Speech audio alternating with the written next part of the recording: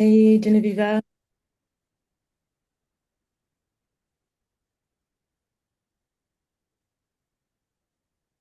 Yes, thanks.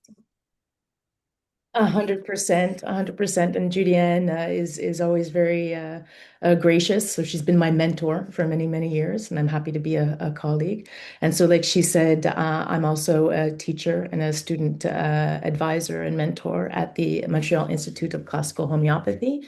And our school actually is changing and becoming even the Mish Academy for Holism and Classical Homeopathy, as we're extending into sort of a new era, I think, not only from a scientific understanding of mind body, understanding the energetic force that's in this. Hahnemann always refers to it as a vital force. So, we are always holding at that level in terms of our understanding as homeopaths and as we work with our clients and even our students. So let me just take 1 second. I want to make sure that I'm just sharing.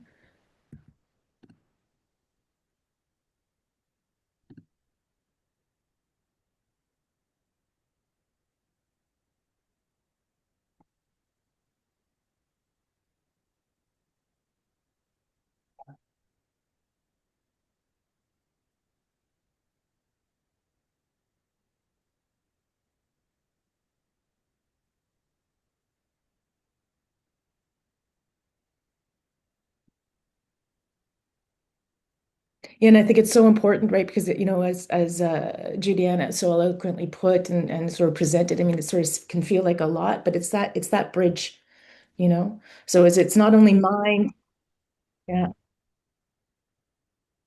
yeah, yeah, which is so beautiful. Yeah, yeah, and I think it's as homeopaths, I think it helps us to sort of ground us in what we do. It is a material.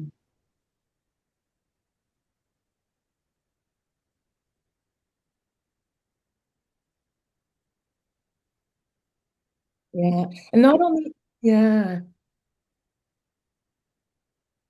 And not only that, I think it's holding a larger container where we can also find that, spirituality is over here, mind body is over here, somatic is over here, homeopathy is over here. But I think it holds the larger container that we actually all part of, which I find is so interesting.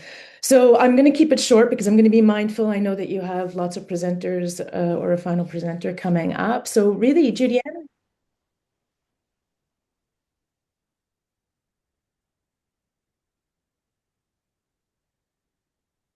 Yeah. Oh, brilliant. Okay.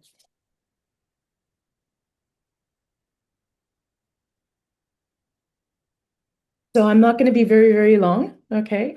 So what I'm going to be doing is expanding upon what Judy brought. So really the what and the how, um, um, you know, and again, I'm going to be bringing back to your original theme is when we're talking about finding the true self through homeopathy.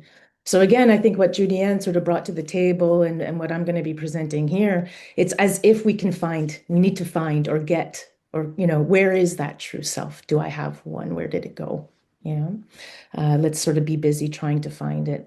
And really what we sort of saw with the introduction of the default mode network and how it interplays with the mitochondria and how that affects the physiology and the vital force and the physiology and everything like that. We can basically sort of see, um, how is the true self actually obscured, right?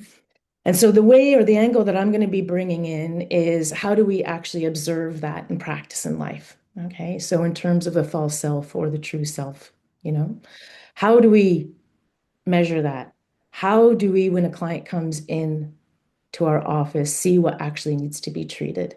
How do we, when we give a homeopathic remedy, that the remedy has actually done something and on what level? Okay.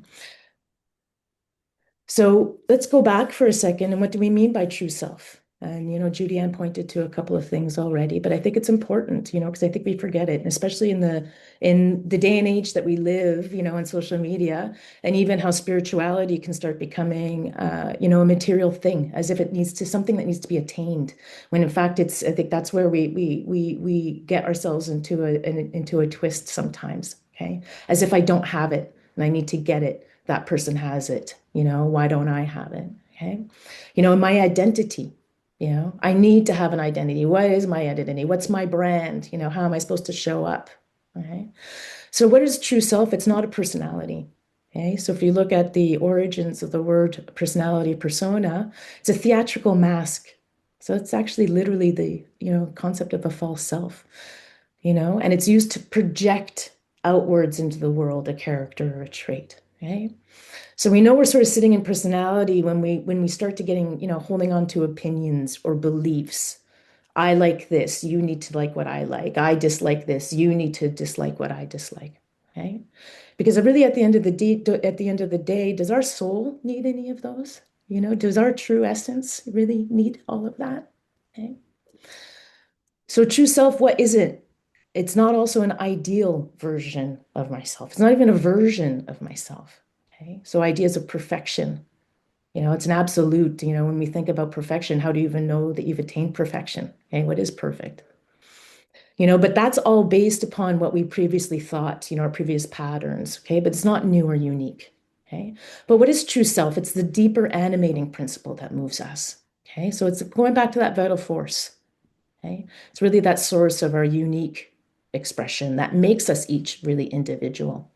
So conceptually, I think, especially in spiritual worlds, and realms and communities, we have a sense that we're all one. Okay. And we understand that, and we talk about consciousness and we're all one, we all share it. But why do we, what's that thing that we always feel like as if we're separate? Okay. And so they're going back again to the true self as being obscured. Okay, so again, Julianne mentioned it, over identification with our thoughts, as if we're a thing, as if we're a concept. When we start getting engaged into control, how many times do we hear clients saying we're out of control, it's chaos, or I want control, or I need to maintain control? Okay, if we think just sit in that and see how much energy that takes, okay, as a human being to be in control, as if we can control the world. Okay, especially in these challenging times, it can be quite difficult. Okay. When we can notice that our true self is being obscured when we start seeing, feeling or getting caught into repetitive emotional patterns. Okay. Oftentimes, again, I'm pretty sure that if you're homeopathy, you've heard clients saying, I'm feeling stuck. It's the same thing over and over and over again. And we can sort of see again how that might be linked to the sense of self or whatnot, entering into that protective mode. Okay. Entering into a state, wherever that origin of that state came from. Okay. But even that origin of that state came from a moment in time where our interpretation was such, and maybe that got fixed. Okay. So oftentimes we call that maybe we can call that the trauma, if we want, the early childhood trauma, or whenever that helps. But again, I think if we go back to classical homeopathy principles, it's a state that is sort of gotten installed, if you will, that's hard to, break through. And so again, we're sort of seeing how all of these are linked to that misinformation coming from the DMN. Okay. That delusion of the self. We have a whole, chapter in the repertory, the mind. Okay. And what is that mind doing? Okay. That is actually also making one feel as if they're separate from the whole. Okay. And so again, pointing to disease as being that process of a blocked energetic flow. So we can sort of see, there's less flexibility, there's less perspective, there's less freedom of response, there's more reactivity. We can even feel constriction in our body. The blood stops flowing. Okay. Our breath can even start to feel a little bit, less accessible. We can't breathe as deeply. Okay. And again, just recognizing that not only with the DMN, that default mode network, doing that bridge to the mitochondria, but again, we have to always, have the opportunity to pay attention. Where is the default mode network going? What's the quality of it? What's it doing? What's it repeating? Okay. And so we have an opportunity there when we bring in awareness. awareness. Okay, so I'm just going to refer back to one of the previous presenters, bringing in gratitude. What is gratitude? It's bringing in some awareness, awareness of maybe what is that we're not so easily able to see or recognize. Okay, so that it is a training, so that is a way of working with the default mode network, going, hey, wait a second, is this 100% true? Okay. If anybody's followed Byron Katie, for example, she does a brilliant work when we've got a persistent thought of asking the question, is that really true? Okay. And just even that process can create a release and create some more flow. All right. So the true self instead is really the self that is related to and maintained by the quantum field of consciousness. So where we're in the flow. Okay. We have more space between what we're perceiving, how we're interpreting it, and how we're going to choose to respond to it. Okay. So we can bring in awareness, we can bring in choice. It might feel a little bit awkward at moments, and with practice, maybe feel a little bit easier. But there's an opportunity for us as ourselves to sort of realize and maybe bring in an awareness going, wait a second, that stimulus and that response, I'm starting to still get into a knee-jerk reaction. Maybe it's time to go see my homeopath. Okay. So when we have that awareness, if we have that awareness, so just going back to the ADHD, that, the amount of awareness there is not there, we're in pure reactivity. Okay. So really returning to self is bringing in greater awareness. Okay. So again, just putting this into a different sort of infographic, right? We've got the soul and animating principle, the one that is more connected to the one, okay? That has not only is fueling what we call the mover. This is what we use in our school when we're teaching our students to understand, our clients and coming in. So the mover is the one, it's that sort of it's the ego self, if you will, the false self, the one who feels they are in control, that they need to be doing something in the world or whatnot, wherever they're hooked, okay? But it's usually expressed as that reactivity, being triggered, negativity, doubt, worry, victimhood. We know that if you're feeling victim to your situation, that's going to not be very helpful in terms of the healing process. Okay, relationships are more about control, projection, outcome. I need, they need. Okay, when a client is coming in and they're coming in with other serious symptoms, maybe physical symptoms, even mental symptoms, they're working against it. They want it to go away, but they're not really using it or seeing it as an opportunity or feeling as an opportunity to work with it and see that as maybe a signal. Okay. And then obviously we all feel that when we're feeling stressed. I think there's a direct correlation. I think anybody can relate that when we're feeling stressed or we're feeling challenged, we generally have less energy and our mind is crazy, crazy busy and we're feeling preoccupied. Okay. And that can also show up as many mind symptoms there. So again, where I'm going to be looking at more is what we call the forces. And so I'm going to be going into that a little bit more detail. Might be going a little bit quickly, just being mindful of time. But when we're in more of a process of being moved by the world, moved by and connected to something larger than the concept of self, ourselves, we're feeling more free to respond in the world. We're less reactive. We feel a little bit more optimistic. We feel more calm. Okay. We're more working with and in relationships more easily. We're allowing others to be themselves, and it's not necessarily a reflection of us. Okay. Noticing that they're having their own experience, I'm having more and more my own experience, and maybe I don't need to be in that relationship, or maybe I don't need that relationship to be in a certain way. Okay, and when your chief complaint, you're working with it, not listening, not feeling like a victim of it, and obviously we have more vital energy. Okay, so why just reducing symptoms isn't really enough?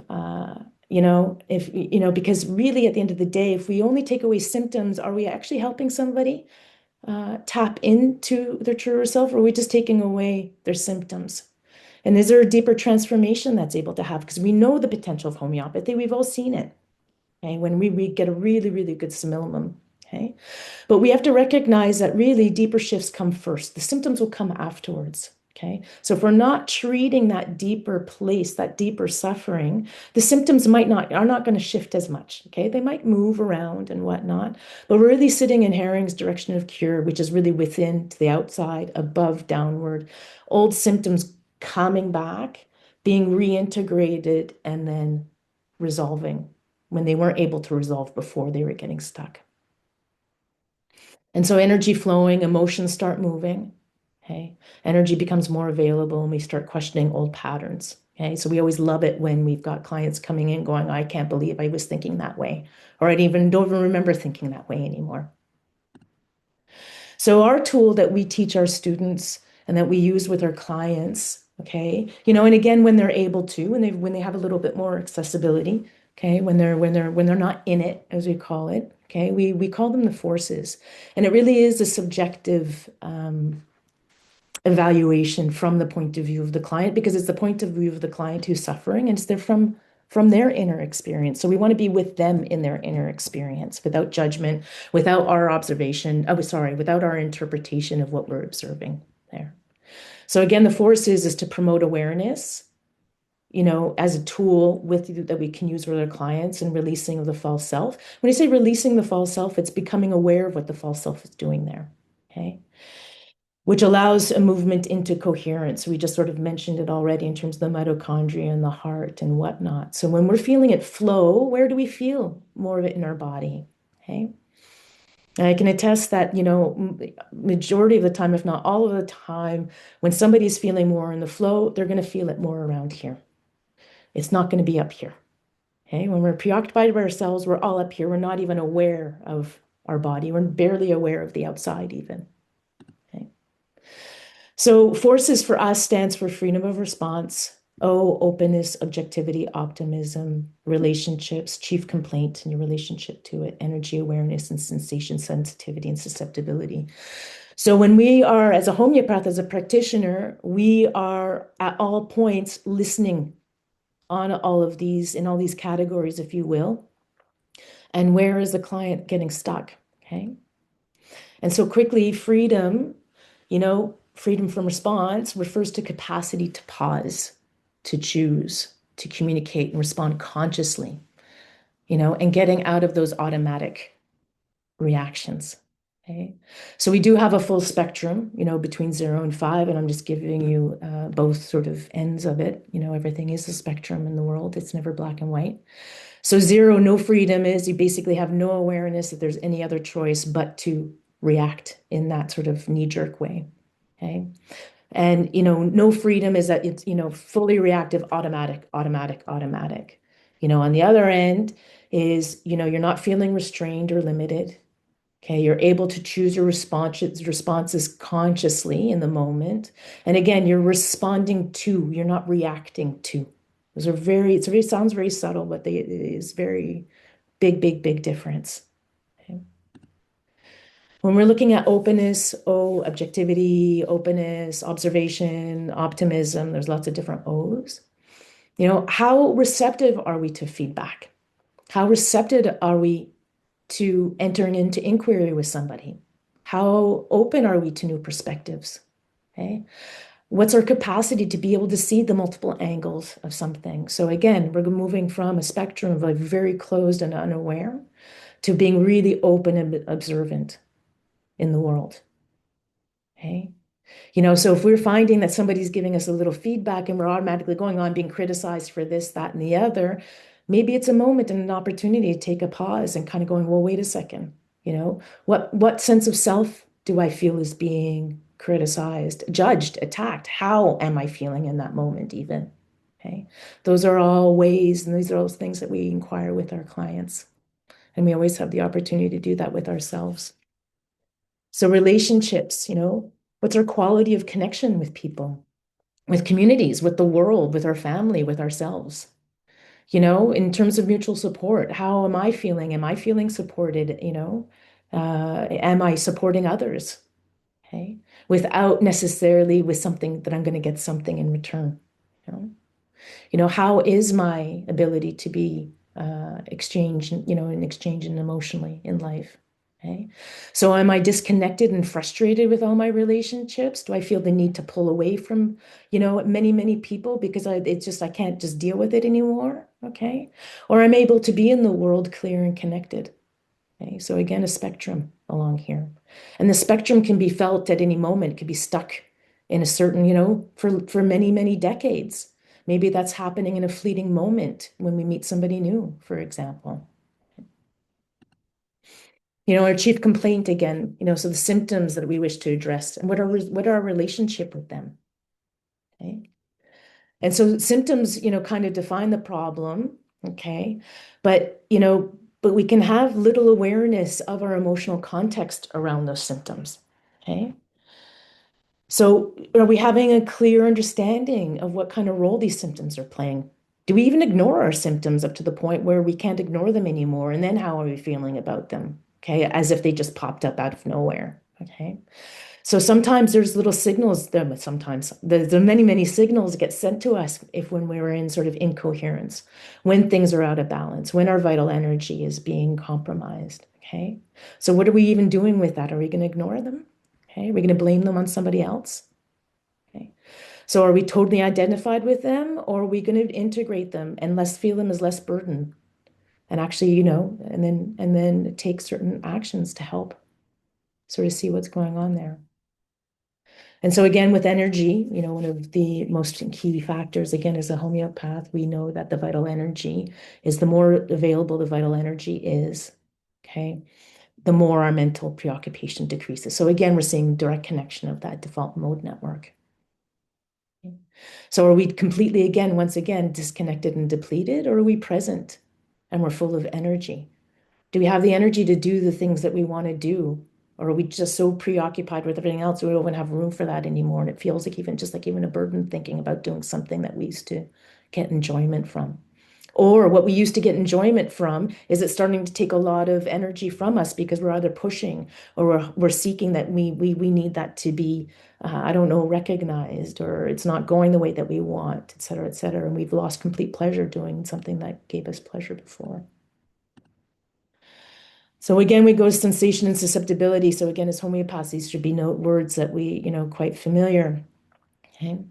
So are we feeling, um, you know, uh, are we feeling again reactive to all of these external stressors? Okay. Which isn't even allowing us to even get into touch with what we're even feeling on the inside. We're just reacting to everything on the outside that we've even got to disconnect from ourselves inside. Okay.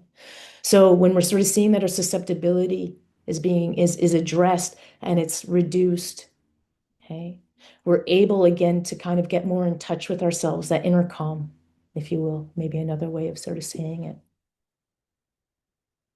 So as a practitioner, our role is really to witness what's going on for any individual that happens to be coming into our office or, sitting on Zoom, for example. Okay. And we can guide them, but we're an observer of the process of what's going on. Okay.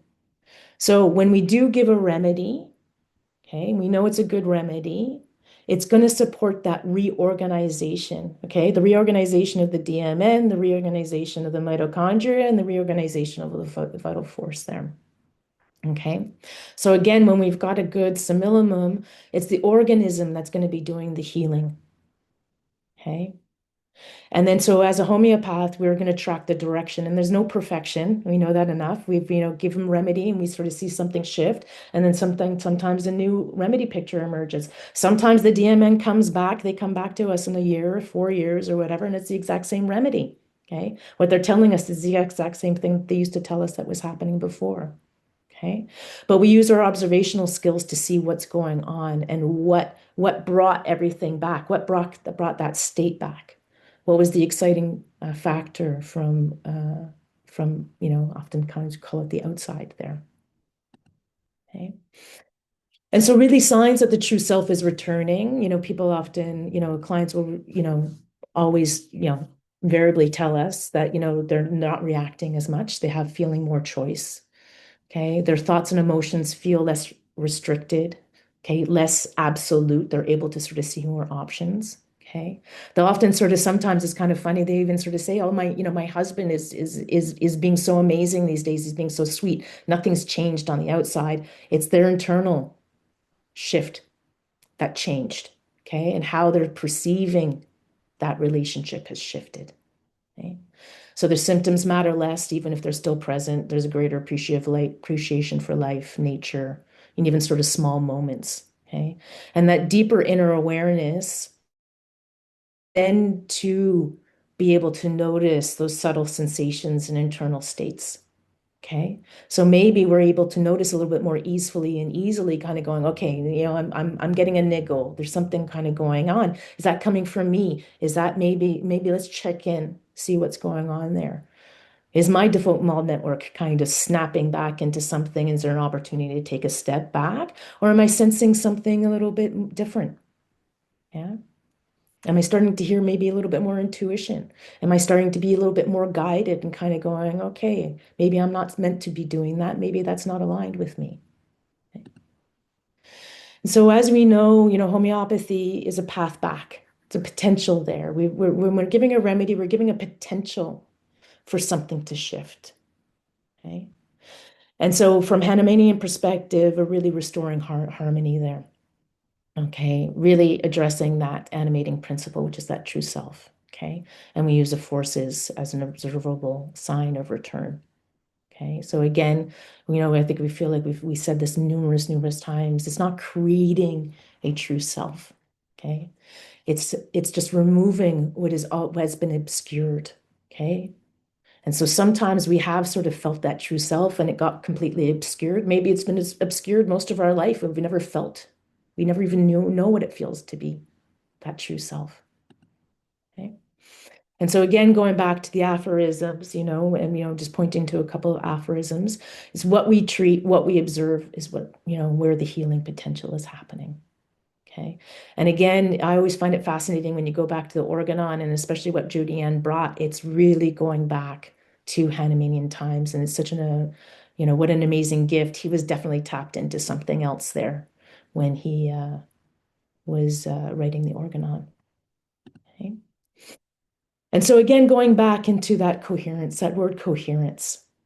So that coherence that we felt, that we feel, and we can name it as calm. Okay. We can name it as sort of clarity. We can name it, the days can become sunnier, okay? Everything feels more easeful. Getting up is a lot easier, okay? And we're really sort of feeling that sort of sense of harmony and feeling connected, more connected in the world. And when we're more connected to the world, we're less preoccupied about this thing that we call the self, okay? So again, in service to keeping the presentation short and leaving room for the other presenters, including Genoveva, I can copy and paste this. We already put in our website into the chat, but I'll copy and paste this URL, and we have the Own Forces quiz that you can take for yourself. We always ask people, invite people to be as honest as possible there. Be mindful, become aware of what is a self kind of even when is a self coming in even before answering a question. Oh, I'm not that. Well, no, maybe take a moment and sort of say, okay, how free am I in my response there? Okay. And that invites curiosity, and that into itself can actually be quite healing. Okay. And I think as a world these days, I think we need more of that, of where we might be able, if we have the capacity to step outside of ourselves, then we might have the capacity to be engaged more in the world, especially in these challenging times. Okay. And so that's my presentation. Hopefully it didn't go too quickly. And I hope that you got something from that. And there you go. And so again, always an opportunity for us to bring more awareness into our own world and into our own little behaviors, reactions, thoughts, experiences. Thank you.